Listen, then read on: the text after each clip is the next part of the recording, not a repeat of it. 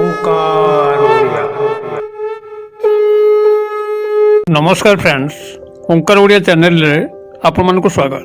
Friends, आज एक क्षुद्र वीडियो रे मुझे महान गाथाटी को आपण आगे उपस्थापन करुची। याकू जे भक्ति भरा चित्तरे केवल श्रवण करिवो तार समस्त इच्छा परिपूर्ण होपे लागिवो। प्रारब्ध जन्मर जेतक दोषाबह अछि ताहा अचिरे खंडन हबो। भयंकर क्रूर ग्रह शनि राहु केतुंकर जदि कोप दृष्टि चली थाए ताहा मध्य अपसारित होवा पे लागिवो। समस्त मनी ब्लॉकेज गुड़िक अकस्मात खोलिया पे लागिवो। माता लक्ष्मी, श्रीहरि विष्णु एवं सर्व देवादेवींकर उपस्थिति बारी होई पड़िवो। अतबे এই মহান গাথা যাহাকি মহাদেব শিবশঙ্করଙ୍କର ଏକ ବଳିଷ୍ଠ କୃତି, ଏହାକୁ ଶ୍ରବଣ ମାତ୍ରକେ ସମସ୍ତ ପାପ ହରଣ ହୋଇଥାଏ। ଯାହାକୁ କି ଆଜି କ୍ଷୁଦ୍ର ଭିଡ଼ିଓରେ ମୁଁ ପ୍ରୟାସ କରୁଛି ତାକୁ ନିଖୁଣ ଭାବରେ ଆପଣଙ୍କ ଆଗରେ ଉପସ୍ଥାପନ କରିବା ପାଇଁ। ଯଦି ଏ ଉପସ୍ଥାପନା ଆପଣଙ୍କୁ ସେଭଳି ହୃଦୟକୁ ଛୁଇଁଲା ତେବେ ନିଶ୍ଚିତ ଭାବରେ ଆପଣ ଭିଡ଼ିଓ ଗୋଟେ ଲାଇକ୍ କରିବେ ଏବଂ ଏହାକୁ ସାଙ୍ଗସାଥି ମହଲରେ ସେୟାର କରିକିରି ଏହି ମହାନ ଶକ୍ତିଶାଳୀ ଗାଥାକୁ ଆପଣ ବାଣ୍ଟି ଚାଲିବେ, ଯାଦ୍ୱାରା ଏହାର ଉପକାରିତା ସମସ୍ତେ ପାଇବା ସହ ଆପଣଙ୍କୁ ମହାଦେବ ଶିବଶଙ୍କରଙ୍କର ଅଶେଷ କଲ୍ୟାଣ ପ୍ରାପ୍ତ ହେବା ପାଇଁ ଲାଗିବ।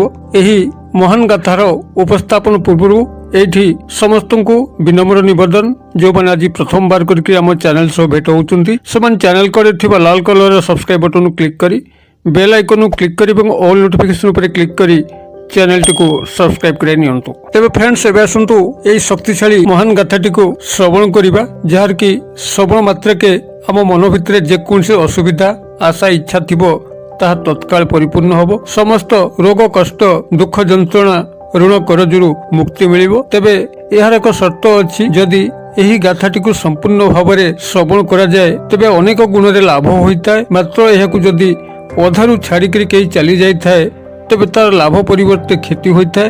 ଅତଏବ ଯଦି ଆପଣଙ୍କ ହାତରେ 5-10 ମିନିଟର ସମୟ ଅଛି ତ ଏଇଠୁ ଆପଣ ଗାଥାଟିକୁ ଶୁଣନ୍ତୁ, ଅନ୍ୟଥା ଆପଣ ଭିଡ଼ିଓଟିକୁ ଏହି ସ୍ଥାନରୁ ଛାଡ଼ିକରି ଚାଲି ଯାଆନ୍ତୁ। ଗାଥାଟି ଚାଲିଥିଲା ବେଳେ ଆପଣ ଗାଥାଟିକୁ ସ୍କିପ୍ କରି ଦେଖିବା କିମ୍ବା ଗାଥାଟି ଅଧାରୁ ଛାଡ଼ିକରି ଚାଲିଯିବା ହୁଏତ ଆପଣଙ୍କ ପାଇଁ ଅସୁବିଧା ହୋଇପାରେ। ମୁଁ ସେଥିପାଇଁ ଆପଣଙ୍କୁ ଗାଥାଟିର ଆରମ୍ଭ ପୂର୍ବରୁ ଏକଥା ସୂଚାଇ ଦେଲି, ଗାଥାଟିକୁ ଅଧାରୁ ଛଡ଼ାଯାଏ ନାହିଁ। ତେବେ ଆସନ୍ତୁ ଦର୍ଶକ ବନ୍ଧୁ, ଏହି ମହାନ ଗାଥାଟିକୁ ଏଇଠି ଶ୍ରବଣ କରିନେବା। ଗାଥାର କଥା ଅନୁଯାୟୀ ଏକଦା ଜଣେ ସାହୁକାର ଗୋଟିଏ ଗ୍ରାମରେ ଥିଲେ। ତାଙ୍କ ପାଖରେ ଧନ ଐଶ୍ୱର୍ଯ୍ୟର ବହୁଳ ଭାବରେ ଥିବା ସତ୍ତ୍ୱେ ସେ ପୁତ୍ର ସନ୍ତାନ ଲାଭ କରିପାରୁନଥିଲେ, ଯାହା ପାଇଁ କି ସାହୁକାର ଏବଂ ତାଙ୍କ ପତ୍ନୀଙ୍କ ମନରେ ଗଭୀର ଦୁଃଖ ଥିଲା। ସାହୁକାର ଏବଂ ତାଙ୍କ ପତ୍ନୀ ମହାନ ଶିବ ଭକ୍ତ ଥିଲେ। ସେମାନେ ପାଖରେ ଥିବା ଶିବ ମନ୍ଦିରକୁ ଯାଆନ୍ତି, ପ୍ରତ୍ୟେକ ସୋମବାର ଶିବଙ୍କର ପୂଜାର୍ଚ୍ଚନା କରନ୍ତି ଏବଂ ମନ ଦୁଃଖରେ ମଧ୍ୟ ଫେରନ୍ତି। ତାଙ୍କର ଏ ଭକ୍ତି ଦେଖିକରି ମହାଦେବ ଶିବଶଙ୍କରଙ୍କର ଯଦିଓ ତାଙ୍କ ପ୍ରତି ଦୟା ଆସୁଥିଲା, ମାତ୍ର ତାଙ୍କର ଜନ୍ମ କୁଣ୍ଡଳୀରେ ପୁତ୍ର ସନ୍ତାନର ଯୋଗ ନଥିବାରୁ ସେ ତାହା ପ୍ରଦାନ କରିପାରୁନଥିଲେ। ମାତା ପାର୍ବତୀଙ୍କୁ ଏମାନଙ୍କର ଭକ୍ତି ବହୁତ ଆନ୍ଦୋଳିତ କଲା। ସେ ମହାଦେବ ଶିବଶଙ୍କରଙ୍କୁ ଅନୁନୟ କଲେ ଏହାର ପ୍ରତିକାର ବ୍ୟବସ୍ଥା କରିବା ପାଇଁ। ମାତ୍ର ମହାଦେବ ଶିବଶଙ୍କର କହିଲେ, ପାର୍ବତୀ, ଏମାନଙ୍କର ଭାଗ୍ୟରେ କୌଣସି ସନ୍ତାନ ସନ୍ତତି ନାହିଁ, ଅତବେ ମୁଁ ନିରୁପାୟ ହୋଇକି ଅଛି, ମୁଁ ଏହାର କିଛି କରିପାରୁ ନାହିଁ। ମାତ୍ର ମାତା ପାର୍ବତୀଙ୍କର ଗଭୀର ଅନୁନୟ ସତ୍ତ୍ୱେ ମହାଦେବ ଶିବଶଙ୍କରଙ୍କର ହୃଦୟ ତରଳିବା ପାଇଁ ଲାଗିଲା। ସାହୁକାରଙ୍କୁ ଏକ ବର ପ୍ରଦାନ କଲେ ପୁତ୍ର ସନ୍ତାନର, ମାତ୍ର କହିଲେ କି ତୋ କପାଳରେ କୌଣସି ସନ୍ତାନ ସନ୍ତତି ନଥିବାରୁ ତତେ ଯଦିଓ ଗୋଟିଏ ପୁତ୍ର ସନ୍ତାନ ମୁଁ ବର ପ୍ରଦାନ କରୁଛି, ମାତ୍ର 12 ବର୍ଷ ବୟସରେ ତାର ମୃତ୍ୟୁ ଘଟିବ। ଏକଥା ଶୁଣିକରି ସାହୁକାର ଖୁସି ହେବା ପରିବର୍ତ୍ତେ ଆହୁରି ଦୁଃଖରେ ଭାଙ୍ଗି ପଡ଼ିଲା। ସେ କାହାକୁ କିଛି ନ କହିକରି ଘରକୁ ଆସିଲା ଏବଂ ତାର ପରବର୍ତ୍ତୀ ପର୍ଯ୍ୟାୟରେ ତାର ସ୍ତ୍ରୀର ଗର୍ଭ ସଞ୍ଚାର ହେଲା ଏବଂ ଏକ ପୁତ୍ର ସନ୍ତାନ ମଧ୍ୟ ଜନ୍ମ ହେଲା। ମାତ୍ର ତାର 12 ବର୍ଷ ବୟସରେ ତାର ଜୀବନ ଯିବ ଏକଥା ମାତାକୁ କହିଲା ନାହିଁ।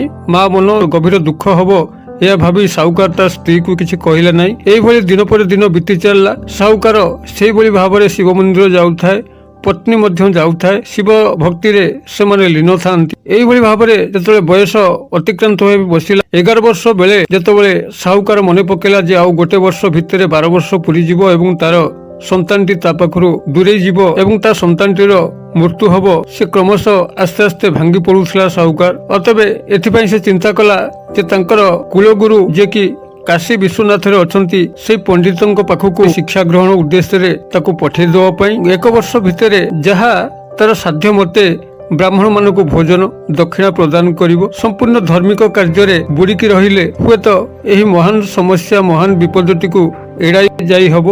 এই কথা মনে মনে ସାହୁକାର ଚିନ୍ତା କରିକିରି ପୁଅର ମାମୁଁକୁ ଡକେଇଲା। ମାମୁଁ ଏବଂ ଭଣଜା ସାହୁକାରଙ୍କର କଥା ମାନିକିରି କାଶୀ ବିଶ୍ୱନାଥ ଅଭିମୁଖେ ଯାତ୍ରା କଲେ, ସେହି କୁଳଗୁରୁଙ୍କ ପାଖକୁ, ଯୋଉଠିକି ସାହୁକାରର ପୁଅଙ୍କର ଶିକ୍ଷା ଲାଭ କରିବାର ଅଛି।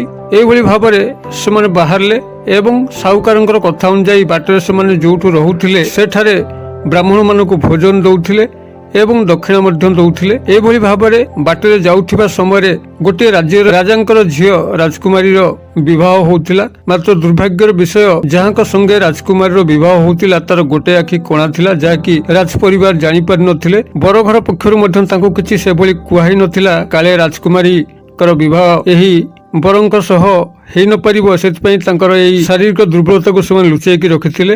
ମାତ୍ର ଯେତେବେଳେ ବିବାହ ବେଦୀରେ ହାତ ଗଣ୍ଠି ପଡ଼ିଲା ସେତେବେଳେ ରାଜକୁମାରୀ ଜାଣିପାରିଲେ ଏବଂ ରାଜା ମଧ୍ୟ ଜାଣିପାରିଲେ ତାର ଗୋଟେ ଆଖି କଣା। ଅତଏବ ସେମାନେ ବିବାହକୁ ପ୍ରତ୍ୟାଖ୍ୟାନ କଲେ। ମାତ୍ର ଝିଅ ମଙ୍ଗୁଳା ହୋଇସାରିଥିବାରୁ ତାକୁ ଆଉ କିଏ ବିବାହ କରିବ, ଏଇଭଳି ପ୍ରମାଦରେ ପଡ଼ିଗଲେ। ଏବଂ ସେତେବେଳେ କୌଣସି ଯୁବକକୁ ଖୋଜିବା ଉଦ୍ଦେଶ୍ୟରେ ଯାଆନ୍ତେ ତ ଏଇ ସାହୁକାରର ପୁତ୍ର, ଯିଏକି ମାମୁଙ୍କ ସାଙ୍ଗରେ କାଶୀ ବିଶ୍ୱନାଥ ଯାଉଛି, ତାରି ସାକ୍ଷାତ ଘଟିଲା ଏବଂ ରାଜା ତାକୁ ନେହୁରା ହେଲେ ରାଜକୁମାରୀକୁ ବିବାହ କରିବା ପାଇଁ। ସାହୁକାରଙ୍କର ପୁତ୍ର କଥା ଅମାନ୍ୟ କରିପାରିଲା ନାହିଁ, ମାତ୍ର ଏକ ସର୍ତ୍ତ ରଖିଲା ଯେ ପିତାଙ୍କର କଥା ରକ୍ଷା କରିକି ସେ କାଶୀ ବିଶ୍ୱନାଥ ଯାଉଛି ତାଙ୍କର କୁଳଗୁରୁଙ୍କ ପାଖକୁ ଶିକ୍ଷା ଗ୍ରହଣ ପାଇଁ। ସେ ଯଦିଓ ରାଜକୁମାରୀକୁ ଏବେ ବିବାହ କରିବ, ମାତ୍ର ସାଙ୍ଗରେ ତାଙ୍କର ଘରକୁ ନେଇପାରିବ ନାହିଁ। ରାଜା ଏବଂ ରାଜକୁମାରୀ ତା କଥାରେ ରାଜି ହେଲେ। ସେଇ ରାଜକୁମାରୀକୁ ବିବାହ କଲା ପରେ ରାଜକୁମାରୀକୁ ରାଜଦରବାରରେ ଛାଡ଼ିକରି ପୁନରାୟ ମାମୁଙ୍କ ସଙ୍ଗରେ ସାହୁକାରଙ୍କ ପୁତ୍ର କାଶୀ ବିଶ୍ୱନାଥ ଅଭିମୁଖେ ଯାତ୍ରା କଲା ଏବଂ ପୂର୍ବପରି ବାଟରେ ଯୋଉଠି ମଧ୍ୟ ରହୁଥାଏ ବ୍ରାହ୍ମଣ ମାନଙ୍କୁ ଭୋଜନ ଏବଂ ଦକ୍ଷିଣା ଦଉଥାଏ। ଏଇଭଳି ଭାବରେ କିଛି ଦିନ ଅତିକ୍ରାନ୍ତେ କାଶୀ ବିଶ୍ୱନାଥରେ କୁଳଗୁରୁଙ୍କ ପାଖରେ ସେ ପହଞ୍ଚିଲା। କୁଳଗୁରୁ ସେ ମଧ୍ୟ ଶୈବ ଭକ୍ତ ଥିଲେ। ତାଙ୍କର ପାଖରେ ଏକ ଶିବ ମନ୍ଦିର ଥିଲା। ସେଠାରେ ସାହୁକାରଙ୍କର ପୁତ୍ରକୁ ଶିକ୍ଷାଦାନ କରିକିରି ଦୈନିକ ଶିବ ମନ୍ଦିରକୁ ପଠାଉଥିଲେ ଶିବଙ୍କର ସେବାର୍ଚ୍ଚନା କରିବା ପାଇଁ। ଅତଏବ ସାହୁକାରଙ୍କର ପୁତ୍ର ଶିବ ମନ୍ଦିରରେ ଶିବଙ୍କର ପୂଜାର୍ଚ୍ଚନା କରିବା ପାଇଁ ଲାଗିଲା। ଠିକ ଏହି ସମୟରେ ତାର 12 ବର୍ଷ ଅତିକ୍ରାନ୍ତ ହୋଇଗଲା। ଯେବେ ତାର ମୃତ୍ୟୁର ଦିବସ ଉପସ୍ଥିତ ହେଲା, ସେହି ସମୟରେ ସାହୁକାରଙ୍କର ପୁତ୍ର ଶିବଲିଙ୍ଗ ପାଖରେ ଜଳାର୍ପଣ କରିକିରି ବିଲ୍ୱପତ୍ର ଚଢଉଥିଲା ଏବଂ ତାର ଏହି ଭକ୍ତିରେ ମଧ୍ୟ ଶିବଶଙ୍କର ଏବଂ ମାତା ପାର୍ବତୀ ଗଭୀର ପ୍ରସନ୍ନତା ଲାଭ କରୁଥିଲେ। ଏହି ସମୟରେ ଯମରାଜ ଶିବ ମନ୍ଦିର ବାହାରେ ଉପସ୍ଥିତ ରହିକରି ହୁଙ୍କାର ଛାଡ଼ିଲେ, ଏହାର ଜୀବନ ନାଟିକା ଏଇଠି ସମାପ୍ତ ହଉଛି, ମୁଁ ଏହାର ପ୍ରାଣକୁ ବାନ୍ଧିକିରି ନେବି। ମାତା ପାର୍ବତୀ ଏବଂ ଶିବ ଜାଣିପାରିକିରି ସେମାନେ ପ୍ରମାଦ ଗଣିଲେ କଣ କରିବେ। ଯେତେବେଳେ ମହାଦେବ ଶିବଶଙ୍କର ଧ୍ୟାନରେ ରହିଲେ, ଜାଣିପାରିଲେ ଇଏ ହେଉଛି ସେହି ସାହୁକାରଙ୍କର ପୁତ୍ର ଯାହାକୁ ସେ ବର ପ୍ରଦାନ କରିଥିଲେ 12 ବର୍ଷ ବୟସରେ ତାର ମୃତ୍ୟୁ ହେବ। ମହାଦେବ ଶିବଶଙ୍କର ଏଇଭଳି ଏକ ଦୁଃଖଦ ପରିସ୍ଥିତିକୁ କିଭଳି ସମ୍ଭାଳିବେ ଚିନ୍ତାରେ ଥିଲାବେଳେ ମାତା ପାର୍ବତୀଙ୍କର ସାହଚର୍ଯ୍ୟ ଲୋଡ଼ନ୍ତେ ମାତା ପାର୍ବତୀ ଏକ ଛଳ କଲେ ଏବଂ ଯମରାଜକୁ ଯେତେବେଳେ ଟିପଣା ମାଗିଲେ ଯେ କିଭଳି ଭାବରେ ଏ କୋମଳମତୀ ବାଳକକୁ ଆପଣ ନେବା ପାଇଁ ଆସିଛନ୍ତି, ଏହା ତ ମୃତ୍ୟୁ ବେଳ ଆସିନାହିଁ। ସେ ଟିପଣା ଯମରାଜଙ୍କର ପାଖରୁ ଯେତେବେଳେ ମାତା ପାର୍ବତୀ ନେଲେ, ଦେଖିଲେ ପ୍ରକୃତରେ ତା ଦେହରେ 12 ବର୍ଷ ଉଲ୍ଲେଖ ଅଛି। ମାତ୍ର ଛଳନା କ୍ରମେ ଏବଂ ସାହୁକାର ପୁତ୍ରଙ୍କର ଭକ୍ତିରେ ଲୀନ ହୋଇକରି ତାଙ୍କର ମୁଣ୍ଡ କଣ୍ଟାରେ ନିଜର ଆଖିର କଜ୍ଜଳରୁ ସାମାନ୍ୟ ଆଣିକିରି ସେ 12 ପାଖରେ ଏକ ଶୂନ୍ୟ ଲେଖିଦେଲେ, ଯାହାକି 120 ବର୍ଷ ହୋଇଗଲା। ଯେତେବେଳେ ଯମରାଜଙ୍କୁ କହିଲେ ଯେ ଆପଣ ହୁଏତ ଭ୍ରମରେ ଆସିଛନ୍ତି, କାହିଁକିନା ଏ ସାହୁକାରଙ୍କର ପୁତ୍ରଙ୍କର ଅନ୍ତିମ ସମୟ 12 ବର୍ଷ ନୁହେଁ 120 ବର୍ଷ, ଆପଣ ଭଲ ଭାବେ ଟିପଣା ଦେଖନ୍ତୁ କହିକିରି ଯମରାଜଙ୍କ ପାଖକୁ ଯେତେବେଳେ ସେ ବଢ଼େଇ ଦେଲେ, ଯମରାଜ ଦେଖିଲେ ଯେ ଆଉ ସେଠି 12 ବର୍ଷ ନାହିଁ 120 ବର୍ଷ ହୋଇଯାଇଛି। ତ ବହୁତ ଅଡ଼ୁଆରେ ଯମରାଜ ପଡ଼ିଗଲେ, କହିଲେ ଏଭଳି ଭୁଲ ତ ମୋର ହେବା କଥା ନୁହେଁ, କିଭଳି ଏଭଳି ଭୁଲ ହେଲା। ସେ କ୍ଷମା ପ୍ରାର୍ଥନା କରିକିରି ସ୍ୱର୍ଗପୁର ଲେଉଟିଲେ। ସାହୁକାରଙ୍କର ପୁତ୍ରର 12 ବର୍ଷ ବୟସ ବର୍ତ୍ତମାନ 120 ବର୍ଷ ହୋଇଗଲା। ଇଏ ହେଉଛି ମହାଦେବ ଶିବଶଙ୍କର ଏବଂ ମାତା ପାର୍ବତୀଙ୍କର ସେଇଭଳି ଗଭୀର ଅନୁକମ୍ପା। ଯେଉଁ ବ୍ୟକ୍ତି ଏଇଭଳି ଭାବରେ ଶିବ ଚେତନାରେ ଲୀନ ରହେ, ତାର ମୃତ୍ୟୁ ମଧ୍ୟ ଏଡ଼େଇ ଥାଏ। ଏହା ହିଁ ଏହି କଥାରୁ ସ୍ପଷ୍ଟ ଅନୁମୟ।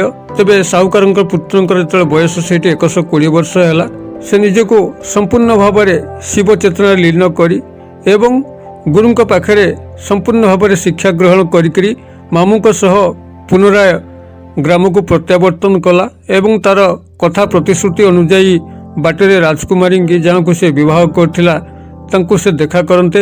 राजा एवं राजकुमारी एवं राज परिवार वर्ग अत्यंत खुशी मिरमाण हेले एवं ताको सुना रूपा देकरी विदा कले एवं जतबेले से गृह रे पहुँचला साहुकार जे कि तार पिता एवं माता तांको देखि मध्य खुशी रे गदगद आत्महरा हेले। साहुकार तो भाभी नथिला, से भाबीथिला एई 12 वर्ष जोटी अतिक्रांत हो काशी रे ता पुत्र निश्चित मृत्यु घटिबो, तेणु सी हुए तो पुत्रर मुह देखिपार ना। मात्र जितेबाला यह व्यतिक्रम घटिला एवं सांगरे पुणी सुना रूपा धन संपत्ति सह राजकुमारी जी कि पुत्र वधू ए समस्त जिनस को पाइकरी साहुकार एवं तंकर पत्नी आनंद रे गदगद हो गले। ग्रामटी उत्सव मुखर हैला एवं सेमाने खुशी रे कालातीपात कले। यही व्रत कथाटी आपनकर सोमवार व्रत कथा नाम नामित। यही व्रत कथाटी को जो व्यक्ति भक्ति चित्तरे दैनिक नित्य नैमित्य शुणे एवं तत्सह शैव चेतना रे लीन हुए, महादेव शिवशंकर एवं माता पार्वती को गभीर पूजार्चना सह निजर समस्त इच्छा को व्यक्त करे ता अचिर परिपूर्ण हुए। यह बहु प्रमाणित। एथिपाई आपनकर हृदय से भली गभीर भक्ति भाव रहुतिबा दरकार। भक्ति तत्व ठारू बड़ तत्व ए नश्वर दुनिया रे किछि नाही। अतबे जदि आपण माने से भली ईश्वर विश्वास एवं यही भिडर व्रत कथाटी को संपूर्ण भाव में शुणिचंती एवं कौनसी से भली इच्छा आज पर्यंत मन भितर रही, तेबे अपेक्षा करंतु निश्चित भाव में आपन से इच्छाटी परिपूर्ण होबो। प्रभुंक ऊपर भरोसा रखंतु, माता पार्वती ऊपर भरोसा रखंतु, दिने दिने आपनकर आशा पूर्ण होबो। जदि क्षुद्र आशा थाए तो तत्काल परिपूर्ण होबो, मात्र जदि दीर्घकालीन आशा थाए जहाँकि परिपूर्ण होगा समय लगे ताहा निश्चित भाव में परिपूर्ण होबो, मात्र समय सापेक्ष। मात्र समस्त आशा को परिपूर्ण करने को हेले आपन को उद्योग रहिया पड़ो। आपन चेष्टा व्यतिरके गछर पत्र मध्य हलिब नाही, यह आपण माने प्रथम जानतु। अतबे जेकोसी कर्मर फल प्राप्त करने हेले आपन को कर्म करिवार आवश्यक अछि। कर्ममय संसार अत आपण माने कर्मस्थ हुंतु एवं सत्यवान सत्यनिष्ठ हुंतु। सच्चित्तरे प्रत्येक कार्य करि चलंतु, देखिबे निश्चित दिन दिन आपनकर समस्त आशा एवं इच्छा परिपूर्ण होगा लगे। मो आशा कर दर्शक बंधु ये व्रत कथाटी आपनकर हृदय को निश्चित भाव में छुईथिबो। जदि आपन को भल लगी थाए तबे निश्चित भाव में गोटे लाइक करंतु एवं यहाकु सांगसाथी महल शेयर करंतु, जेभली कि एही व्रत कथार श्रवण रे कौनसी व्यक्तिर से भली गभीर गुप्त इच्छाटी परिपूर्ण होबो एवं ता ओठरे जो हस टिकक फुटी उठिबो से बाबद आपन को महादेव शिवशंकर एवं माता पार्वती गभीर कृपा लाभ हो पारिबो। भिडियो क्षुद्र परिसर मध्यरु मते एटी आज विदाय दिंतु। पुणी आपण सह देखा यही एक शिक्षणीय भिडियो। से पर्यंत दर्शक बंधु आपण समस्ते मंगलमय कृपार भले थांतु रहुछि। सर्वे भवन्तु सुखिनः, सर्वे सन्तु निरामया, सर्वे भद्राणि पश्यन्तु मा कश्चित् दुर्भाग् भवेत्। ओम शांति, ओम शांति, ओम शांति। नमस्कार।